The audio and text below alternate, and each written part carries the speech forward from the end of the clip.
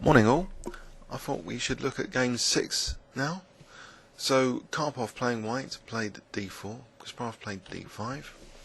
After knight f3, Kasparov simply played knight f6, so just mirroring Karpov at the moment. c4, and now e6, so Queen's Gambit declined transposition, especially if white's going to play knight c3. But white actually took immediately on d5 here. After e takes d5, knight c3. But now Kasparov played c6, so we have a sort of Slav defense structure, or Slav defense transposition rather. So both bishops are kind of activated. There's no bishop problem. Bishop g5, and here is a rather curious move. But I looked it up in Chess.com, and this has all been played before. I think it was So-En versus a Chinese player in the Chinese Summit a few years ago, and that game was a draw. So bishop f5 was played here. So queen b3, and it looks as though white is punishing black for this bishop move. Kasparov uses this as a pawn sacrifice, so it's still following this So-En game that I found. So knight bd7, so sacking the b7 pawn. After queen takes b7, rook b8. White gobbles another pawn. Black now gets a rook on the 7th with rook takes b2. So there's only one pawn down now. And believe it or not, this has been played before in the So-En game, g4. But bishop c2 was played there. Kasparov innovates now. Instead of bishop c2, he plays rook b6. Say, white tries to punish this innovation with bishop takes f6. G takes f6, queen takes d5. Apparently, there's a fascinating draw by perpetual here. Queen c7, so attacking the knight on c3, leaving this bishop and free. So if rook c1, now black can immediately draw. Kasparov, he just needs to coast through with a couple of draws. Well, a few more draws. It's game 6. But here, rook b1 would secure a draw, because it would force a perpetual check.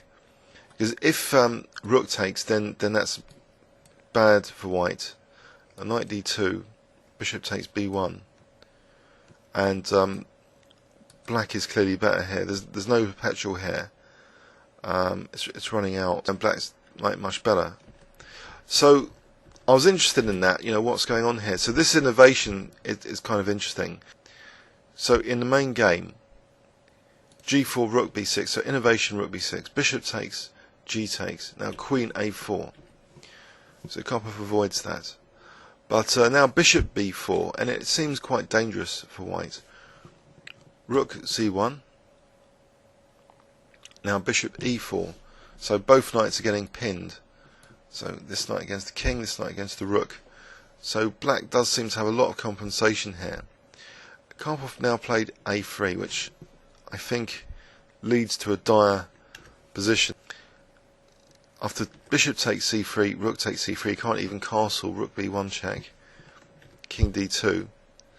And I think when looking at it with Rybka before, there's queen b8 as the most crushing move coming up, or is it here? Actually, it might not be here. But queen b8 here looks dangerous. Let's have a look at this position with Rybka dynamically.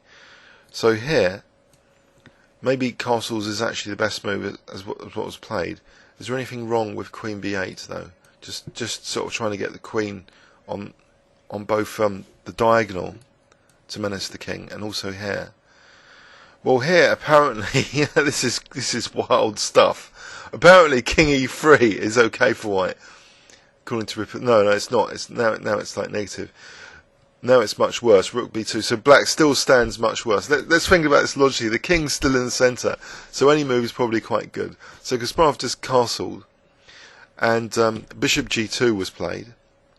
Now we have check, king e1. And now here is the real crunching move that I mentioned before. Kasparov played a good move as well. He played knight b6. So the knight's kind of a menace, going to c4 to threaten rook b1 check, because the king would have no escape square on d2. So this gains a tempo for knight c4. So it's a logical move. Kasparov played this logical move. But also worthy consideration is the computer move, which is Queen B8. So just leaving D7 and Pre. But here it's all pretty crushing. If takes here, then check, for example, Queen B2, taking on C3, and it's all kind of horrible. It's all downhill for white. So Queen B8 might be more accurate. Anyway, Kasparov played a very logical move as well, Knight B6. So he's coming in simply to C4. So he's going to win the exchange at least, if white is forced to sack the exchange now with rook takes C4. What else can white do? Is threatened with rook B1, sort of mating. Okay, his knight's pinned, so knight D2, I assume just bishop takes G2 here is good enough. So this has to force an exchange sack. So white is just lost here. He's got a variety of ways of winning. He played rook B6 first before recapturing the rook. So now he just takes that rook. White still has huge problems with his king. So check. And now Kasparov plays rook E8, simply threatening horrible discovered checks. Karpov now played G5. And now rook B5, nice deflection. If queen takes, then bishop C6 check, discovered check, winning the queen. Queen takes A7, bishop takes F3 check, king takes F3, and now we see a mating net. Queen D5, the white king's getting mated. Karpov, I think, must have resigned this. It's just totally dire, so it's actually a forced mate now. So check, check, check, and rook H5, for example. So that was a bit of a disaster for Karpov. Let's have a quick review of that, what happened. So this is a nice gambit weapon. Perhaps we can try in our own game. So bishop F5 in this particular position. So D5 is already protected by the pawn on C6. So gambiting the B7 pawn. Yeah, I think one of my British Championship games a couple of years ago, I could have done this sort of gambit. The rook on the 7th just offers, a lot of tactical, compensation, because C3 is undermined. This diagonal is undermined. That's something to look out for when winning the B2 pawn. So G4, but this has all apparently been played before. So there's a novelty now. Rook B6. So maybe Karpov should have played bishop F6 and then. As he did, but where did he go wrong? Maybe here rook C1, sorry, as the game. Is there any improvement? I don't know, this whole line seems, it's a bit risky for white, accepting this gambit. So A3, or, I don't know, it's all worse now after A3, with the king just stuck, being chased around. Just hugely better for black. Let's actually, just one more question, if we've got time, that I need to answer for myself, basically, is where is the innovation for white here? G4, rook B6, what is white's best move here? Is it really bishop F6, or can white do better just retreating the queen to A4? If the queen goes to A4, still bishop B4. It's just being on the receiving end of a dangerous gambit. But at least now there's bishop D2. And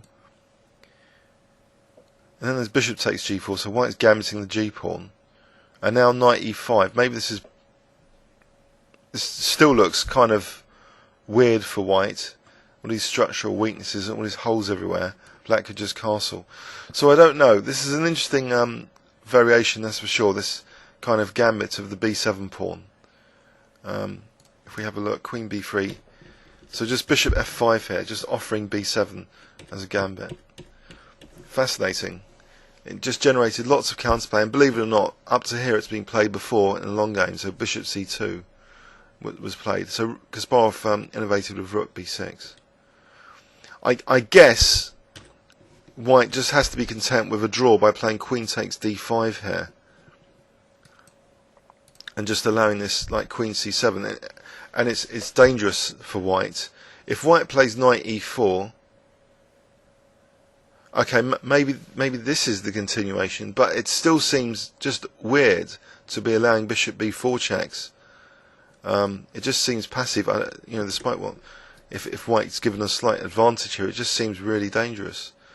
So here, for example, Queen C3, and Black, it has got very dangerous threats. Rook D1, now Bishop C2. Does White have to give up the exchange if the Rook moves? Queen B2. So I don't know. It's Black be massively better there. Very dangerous line indeed, unveiled by Kasparov. So Bishop F5. Maybe then just moving quietly, E3, Bishop E2, just castle. Surely E3 must be okay, just to avoid this. So Bishop D3 here. Maybe that's the best. Please leave any comments or questions on YouTube. Thanks very much.